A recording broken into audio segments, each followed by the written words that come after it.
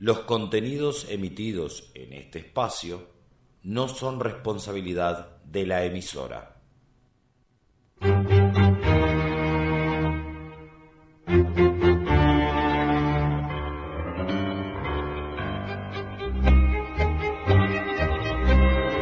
A continuación, en la mañana de la 94.5 FM del Pueblo, La Otra Radio, las opiniones que importan.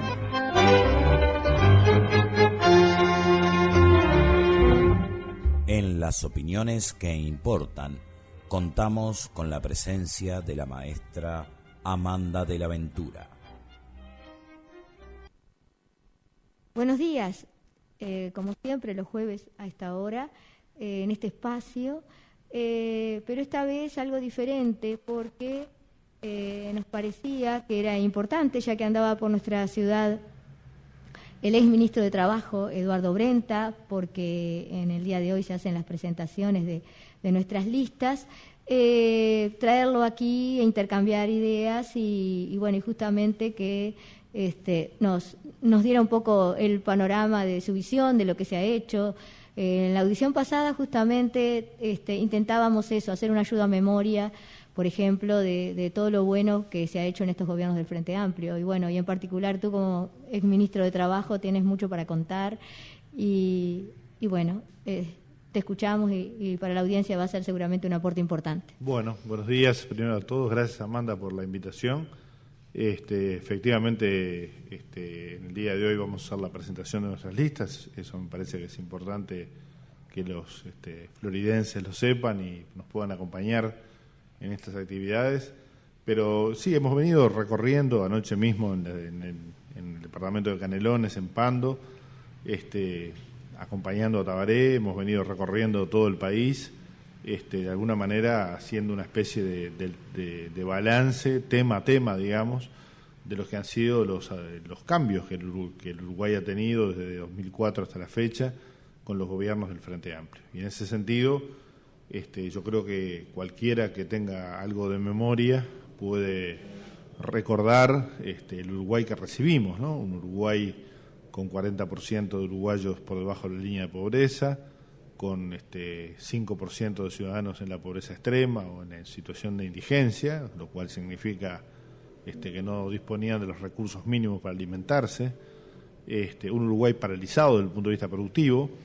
Veníamos ahora en la carretera tratando de esquivar los camiones que transportan los molinos, de la misma manera que hemos recorrido todo el litoral y hemos aprendido en estos días, algo que ya hace bastante tiempo viene pasando, pero ahora con la intensidad de la campaña, que uno tiene que calcular cuando va de un lado al otro, por lo menos entre media hora y una hora de diferencia, para tratar de esquivar los camiones, sobre todo cuando esta parte de la campaña coincide con la zafra agrícola, fundamentalmente de soja, ¿no? Entonces, cualquiera que tenga alguna idea de lo que era el Uruguay del 2002, de carreteras desoladas, de cierre de fuentes de trabajo, de niveles de desempleo que se ubicaban en el 14%, evidentemente cuando se encuentra con este escenario percibe claramente, no rompe los ojos las transformaciones que el país ha tenido.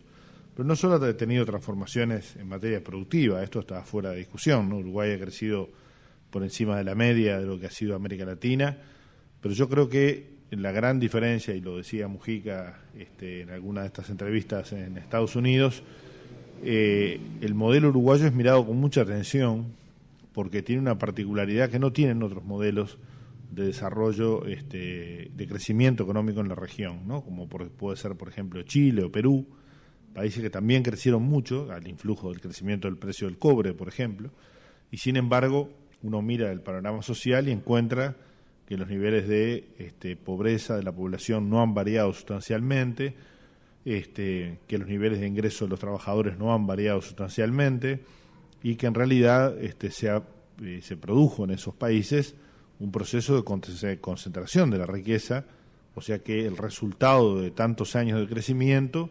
implica que los ricos son más ricos y los pobres siguen más o menos igual. Y eso va en contra un poco de lo que se dice desde la oposición, de que en realidad toda esta bonanza nuestra es simplemente porque tenemos una bonanza regional, cuando sabemos de la crisis mundial que hubo ¿no? Pero lo que dicen para explicar es, acá está todo bien porque hay hubo un panorama regional bueno, digo, evidentemente eso no es verdad. No es verdad. Yo creo que si miramos el panorama internacional, hasta el año 2008, que comenzó la crisis en Europa y Estados Unidos, con la quiebra de los bancos y demás, tuvimos allí 2 o 3 años donde efectivamente la economía tuvo un cierto impulso producto del escenario económico internacional y del aumento de los precios de nuestros productos de exportación. Pero de 2008 a 2009 lo que hemos recibido del mundo ha sido una mezcla de precios más o menos buenos a nivel internacional de nuestros productos, pero un escenario financiero, por ejemplo, altamente negativo, un flujo de capitales que ha afectado flujo de capitales al sistema financiero, ¿no? Que ha afectado en forma negativa también. Por ejemplo, ha bajado el valor de tipo de cambio y esto influyó en los precios de nuestras exportaciones, ¿no?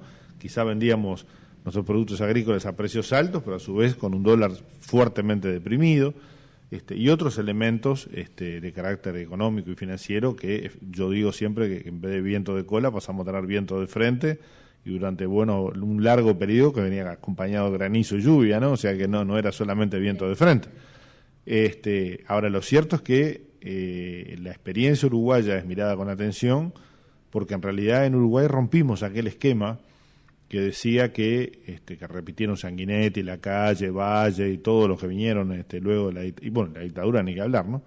Que acá la cuestión era esperar que la torta creciera y que luego que la torta creciera esto iba a derramar y iba a generar una bonanza generalizada en los uruguayos. Bueno, todas las experiencias de crecimiento económico, Perú llegó a crecer al 12% su Producto Bruto Interno en algún año y no derramó nada, porque en realidad el derrame se produce si hay políticas públicas orientadas a generar ese derrame.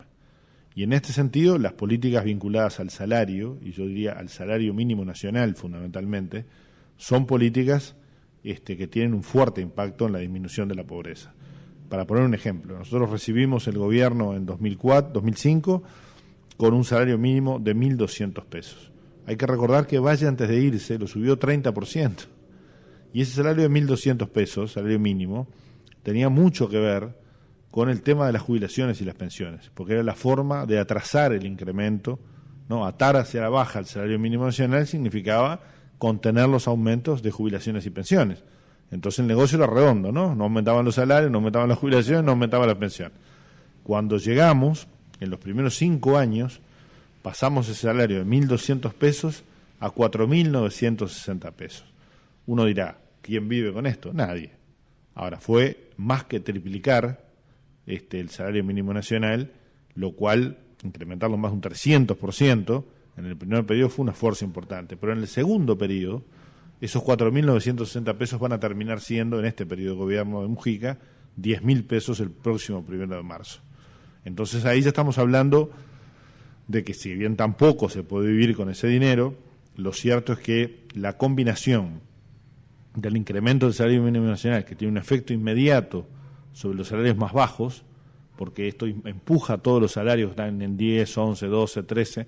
Yo hay un ejemplo muy claro, ¿no? El PIT-CNT en el año 2011 emitió un documento respecto al tema de los 10.000 pesistas, ¿verdad? Y lo que tenía que ver con la cantidad de uruguayos que vivían por debajo de los 10.000 pesos. En la última ronda de Consejo de Salarios, el PIT-CNT se planteó como objetivo llegar a los 14.000 pesos.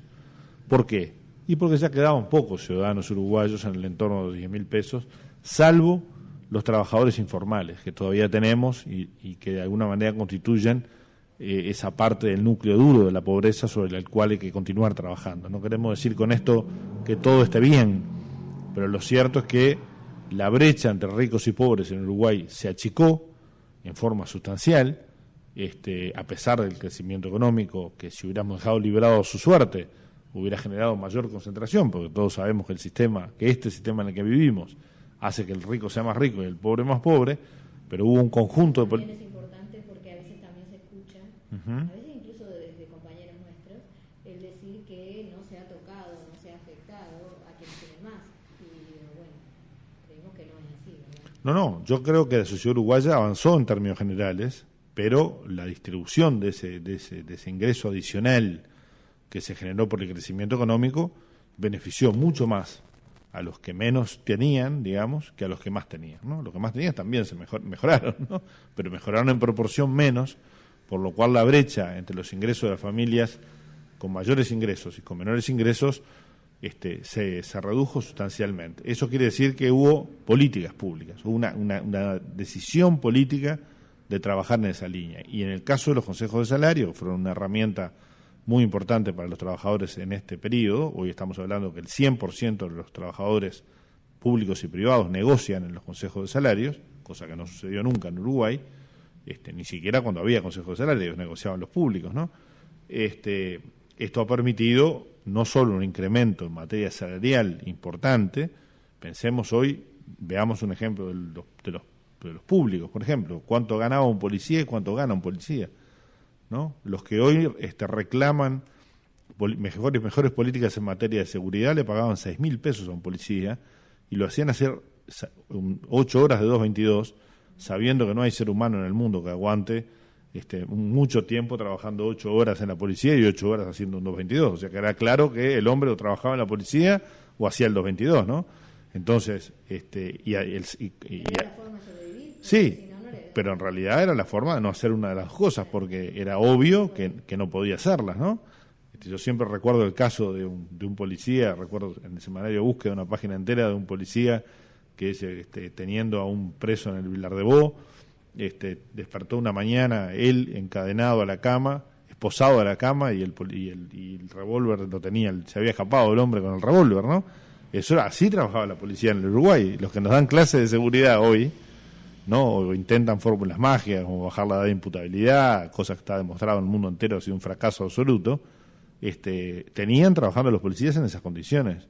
Recordemos cuando le distribuyeron a la policía una importación de camperas chinas, importadas por una figura que había integrado en un cargo electivo como diputado del gobierno del doctor Sanguinetti, y las policías, las camperas les quedaban las mangas por la mitad del brazo, porque eran camperas diseñadas para chinos, no para uruguayos. Así trataban a la policía. Hoy el salario de ingreso de un policía ronda los 20.000 pesos, ¿no? Y hemos escuchado a veces algunos hasta decir, bueno, pero mire lo que gana un policía, ¿no? Bueno, yo digo, quien arriesga la vida en la calle, ¿no?, en defensa de la seguridad de la gente, del resto de los ciudadanos que no tenemos formas de defendernos más que esa, yo creo que tiene que ganar un salario, yo diría, mayor que ese, ¿no?, si es posible. De la misma manera que salarios de otros sectores, como los maestros y otros, han tenido incrementos muy importantes. Faltan mucho todavía, está claro que sí, está claro que falta mucho, y yo creo que no debemos negar que falta mucho, pero lo que estamos discutiendo es el rumbo, ¿no? Y en realidad el rumbo, en este caso, es o profundizamos estas transformaciones, ¿verdad?, y damos un salto en materia productiva, porque el Uruguay tiene posibilidades de dar un salto en materia productiva, recurriendo, ayer el presidente anunciaba el tema de la nueva planta de celulosa en el este del país. Esto significa un avance en materia productiva muy importante y la posibilidad de explotar al máximo nuestros recursos forestales, que hoy están subexplotados en realidad. Ese tipo de inversiones de ese volumen, yo creo que pone al Uruguay en la situación de tener un producto bruto similar al de los países del primer mundo que se ubican en los primeros escalones, ¿no? Estamos aproximándonos a eso. Yo creo que no es un disparate ni un dislate decir que Uruguay, de continuar 5 o 10 años más en esta línea, se va a constituir en un país del primer mundo. Y uno percibe esos cambios, sobre todo cuando recorre el interior, ¿no? Basta ver los cambios en el centro de las ciudades, la actividad económica, la gente moviéndose, bueno, ni hablar de las motos, ¿no? Con todo lo que constituyen en materia de riesgo en el tránsito. Pero ¿eso qué es? ¿Por qué en el Uruguay en enero se agotaron los aire acondicionados, ¿no? Uno se pregunta, cuando en realidad el aire acondicionado era una cuestión de acceso exclusivo de determinados sectores en Uruguay. Hoy ayer leía que en el primer trimestre de este año se aumentó todavía la cantidad de autos 0 kilómetros vendidos. Sí. El año pasado. Claro, pero pongamos que los 0 kilómetros quizás sean de la compra de sectores de ingresos altos. Ahora, las motos, los aire acondicionados, los televisores, esos son los trabajadores, ¿no? Los trabajadores, los trabajadores en su núcleo familiar, de repente con un jubilado que integre ese núcleo familiar, los que después de 9 años consecutivos de crecimiento del salario real, y una vez se dice salario real partiendo de la base de que todo el mundo entiende lo que es. Salario real significa salario por encima de la inflación. O sea, eso es crecimiento por encima de la inflación, no es que el salario me comió la inflación. En el Uruguay, las jubilaciones este año aumentaron 12,5% en enero, y la inflación fue el 8%. Mi cuenta da 4,5% más que la inflación. Por tanto, creo que esto nadie lo puede negar, y nadie puede negar que el rumbo en los gobiernos anteriores fue exactamente el inverso. Exactamente. Bueno, se nos acaba el tiempo que gentilmente, bueno, me dice que podemos continuar un poquito más, seguramente dada la visita. Así que digo, sí, seguir un poco, ¿no?, de esto, porque en realidad de tanto escuchar a veces, ¿no?, y bueno, y tanta propaganda masiva, ¿no?, que hasta vergonzoso nos tiene, es. Francamente asombrados, ¿no? Sí, sí. La verdad decía el otro día que se han gastado solo en publicidad estática, para todo entendernos, publicidad estática son los carteles, ¿no?, lo que ven en la carretera, los que están pegados en los edificios, solo en eso se ha gastado $3 millones, ¿no? Imaginemos lo que hay de gasto en publicidad. Yo ayer felicitaba a la agencia a través de estos medios nuevos de comunicación. El último spot de la calle Pou me parece francamente casi de cine, ¿no? A ver. No sé si lo han visto. No, yo no lo vi. Donde se trabaja sobre el discurso de la calle Pou en el Palacio Peñarol, con una estética espectacular, vale la pena felicitar. Tiene un solo problema, ¿no?, que al finalizar, luego de que se habla por la positiva, de la renovación, de los cambios, etcétera, etcétera, y uno francamente es un aviso entusiasmante, motivante, cuando llega al final se levantan y para aplaudir los mismos de siempre. Uno levanta y ve atrás atrás de la calle Pou, a Heber, a Penades, a todos los mismos dirigentes históricos del Partido Nacional de toda la vida. Claro. Entonces la pregunta es, ¿convencerán a la gente? ¿Seremos tan ingenuos los uruguayos de comprar una muy buena propaganda que debe tener un costo de producción enorme aparte, ¿no? Muy buena musicalmente? Yo no soy especialista en temas publicitarios, pero me parece brillante. Ahora, no cierra, tiene una sola dificultad, no cierra con la realidad. El ¿no? contenido final, en realidad. El final mata la propaganda, ¿no? Tenía que haber escondido a todos los que estaban atrás, haber puesto un telón como que fuera negro. algo nuevo. Acá empezamos de cero, claro, y ahí es más creíble. Nueva, ¿no? Ahí es más creíble.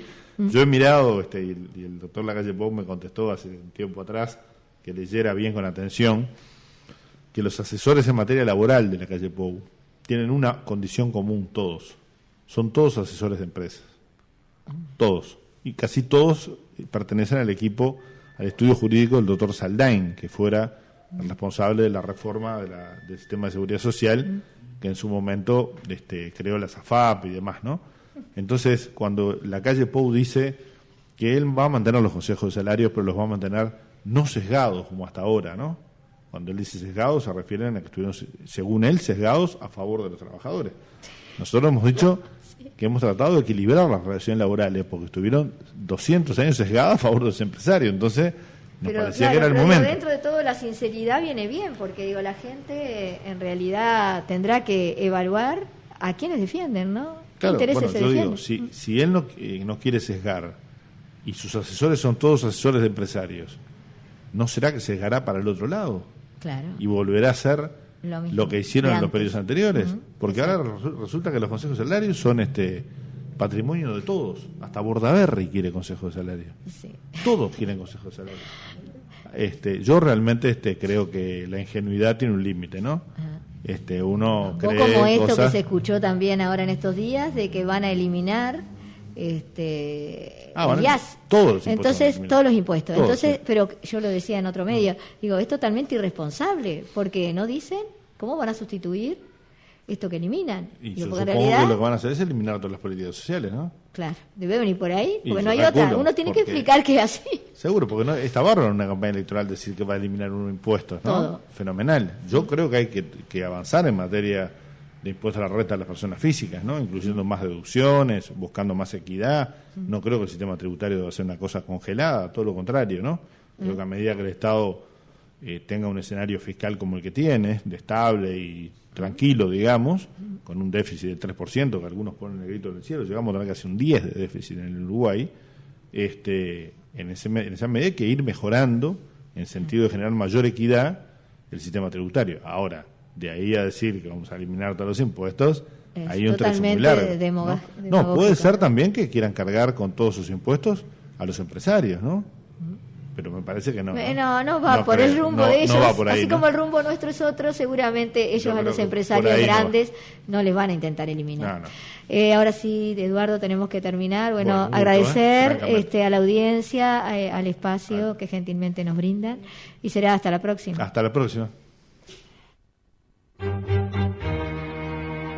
Esto fue Las Opiniones que Importan. En la mañana de 94.5 FM del Pueblo, la otra radio.